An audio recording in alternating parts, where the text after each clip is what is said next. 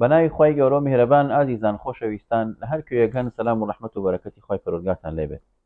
ئەم سیلسیلەی ئێمە تایبەتە بە پرۆگرامی خوێندن لە وڵاتی بەریتانیا. لە بەشی پێشوودا یان لە هەڵلقەی پێشوودا باسێکی کورت و پوختمان کرد دەربارەیەوە و منداڵانەی کە دێنە ئێرە یانەوانەی کە تازەن و لە ئوتێلەکانن تا یاگەداری مناڵەکانتان بن و توان سەیری هەڵلقەی یەکەم بکەن و ئیسپادە لەوێ بکەن. بەڵام لە ئەمڕۆیە تەمان باسی قۆناغی بنەڕەتیمان کرد. لە ئەمڕۆدا ئێمە دەتوانین باسێکی تێروتەسەل و کورت و پوختی تر بکەین لە دوای قۆناغی نۆوە واتە نۆ دە و یانزە. خۆشەویستان، نۆ دە و یانزە لە وڵاتە گرنگێکی تایبەتی هەیە بۆ منداڵ و دەبێت زۆر وریابی لەگەڵ منداڵەکەتا چونکە GCSE هەیە لەو کاتەیە دەبێت چاک پەروەردەبێ، دەبێت باش بخوێنێ، دەبێت لە قۆناغی بنەڕەتی زیاتر بخوێنەوە، گرنگی زیاتریشی پێ بدرێەوە. مەرحەلەی تەمەنیشی ڕاستی مەرحەلەیەکی زۆر هەستیارە، دەبێت باوکودایک زۆر لەگەڵی هیلاکتر بێ و لەگەڵی هاوڕێتر بێت، چکە لەو کاتەیە منداڵ حەزەکە ڕوو لە دەرەوە بێ، حەزەکان بڕاتە دەرەوە بناولە، تۆ دەبێت زیاتر هاوڕێ بیت. لەیرەیە دەتوانین بڵین قوتابخانەی جددی لێرەوە دەست پێکات کە کەوت پێی ئەوترێت GCSE لە بەردەمایە General Certificate of Secondary Education کوتکراوەکەی ئەوەیەکە باسماکە GCSE. بۆیە ئەمە لەم مەرحەلەی ئێستا بەڕاستی دەبێت منداڵ زۆر وریا بێت، چونکە نۆ دە و یانزە ئامادەیانەکەن بۆ کۆتایەکان یانزە بۆ ئیمتحانی GCSE بکەن لە هەموو قوتابخانەکانی بەریتانیا یەک سیستمە و یەک شێوازە و بە یەک شێواز ئیمتحانەکەن. لەم ئیمتحانانەیە لە 22 بۆ 24 ئیمتحان ئەکەن و هەروەها کۆمەڵی مادە هەیە سابتە. هەموو قوتابیەک لە وڵاتی بەریتانیا دەبێت ئەم مادانە بخوێنێت، واتە ئەمە بەدەستی خۆی نییە، سابت دەبێ بخوێنێ، وەکو چی؟ وەکو بیرکاری، وەکو ئینگلیزی، وەکو ساینس. ئەم سیانە ئیجباریە ئەبێ بخوێنێت هەموو قوتابیەک. دانێکی تریان هەیە اختیاری لە بینی دوانە، وەکو جوغرافیە و با بڵین هیستری یان مێژوو. سیانی ئیجباریت هەیە، جوغرافی و مێژوو دانێکیان ئیجباری ئەبەیەکیان بخوێنی، ئەمە بێتە 4 ئیجباری بۆ GCSE، ئەتا ئەبێت 4 ئیمتحانی GCSE ئیجباری بکەی لەم قۆناغەیە. ئەوجا سیانی اختیاری بەدەستی خۆشدا. بۆ نمونە لە پێش GCSE تۆ کۆمەڵێک مادەی تر هەیە ئەتوانی بیخوێنێ، وەکو ئارت و وەکو مۆسیقا و وەکو کۆمەڵشتی تر، بەڵام لە GCSE لە دوای قۆناغینەوە ئەوانە ئاسایە نەخوێنی، وەکوتم ئەو 4 ئیجباریە دانێکیان دوانە، جوغرافیا و مێژویەکێکیانە، سیانەکەی تریشیان بیرکاری و ئینگلیزی و ساینسە. هەروەها ساینسەکەش ئەبێتە دوو بەشەوە، ئەویش کۆمپاین ساینس هەیە و هەروەها لەگەڵ باڵین چاپل ساینسە. چاپل ساینسەکە زیاتر بۆ ئەو کەسانەیە کە زیاتر بەرەو سیستمی NHS ئەڕۆن یا بەرەو دکتۆری یان بەرەو ئەو بەشانەی سەیدەلانی و ئەوانە.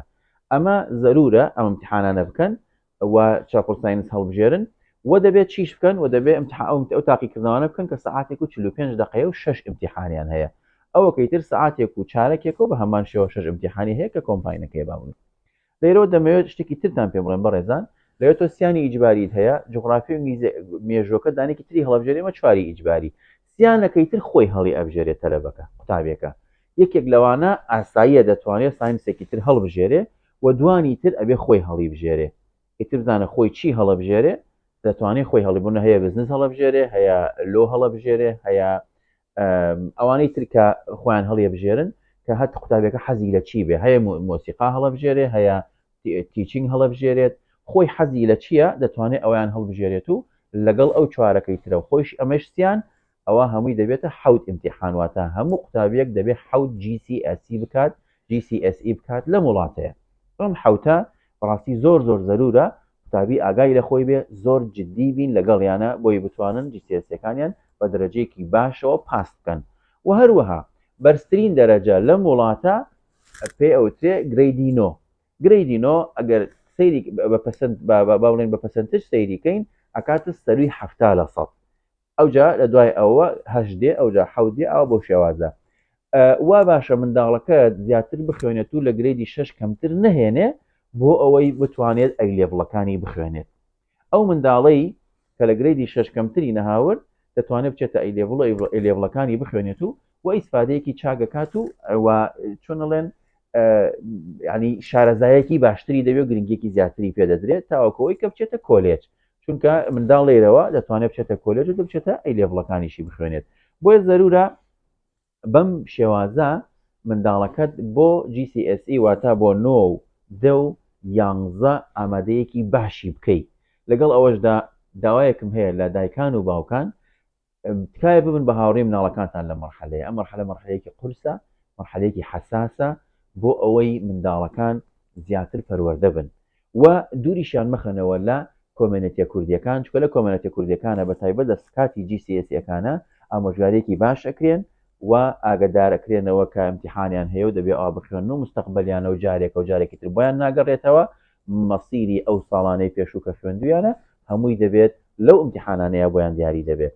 بۆیە ئومێد دەکەم هەموو دایکان و باوکان بە جددی بە تایبەت ئەو منداڵانەی کە هەتانە لە 9 10 و 11 لەگەڵیان تەعامل بکەن بۆی بتوانن دەرەجەیەک یان گرێدێکی باشی GCSE بهێنن. ئومێد دەکەم ئینشاءڵڵا بەدڵتان بێت.